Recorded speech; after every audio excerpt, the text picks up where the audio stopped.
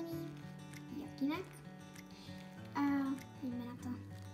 A ještě, abyste věděli, tak já jsem Áďa. Takže a dneska si vezmu na ježdění Molly, takže prvně ji pustím z boxu a potom ji v boxe vykydám.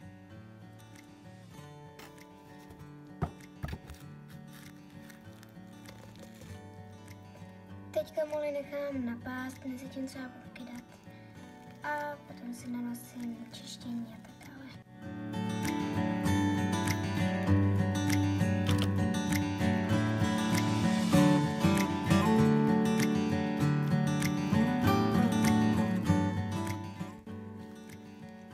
Takže u Molly boxu už mám vykydáno.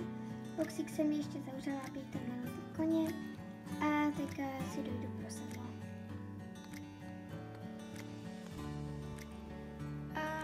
Jelikož nemám svoje sedlo, tak si půjču vždycky tady to, takže se ho vezmu zase tohle. Sedlo s úzdečkou už tady mám, takže teďka jdu jenom pro Molly.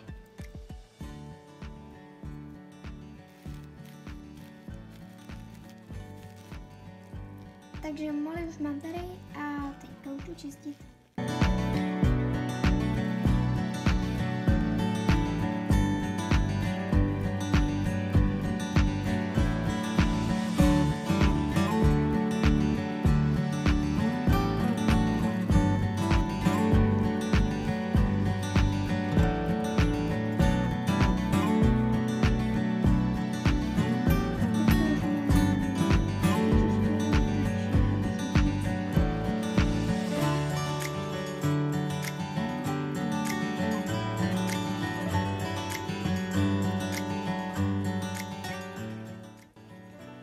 Takže už mám sedlánu a dneska, jelikož je zabraná kruhovka a překážky, tak pojedu ven.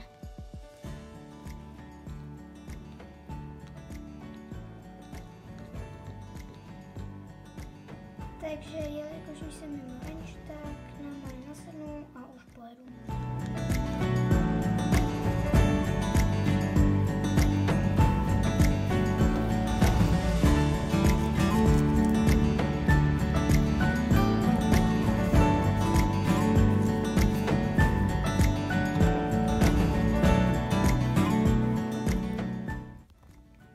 Takže tohle by bylo asi všechno pro ten náš live vlog.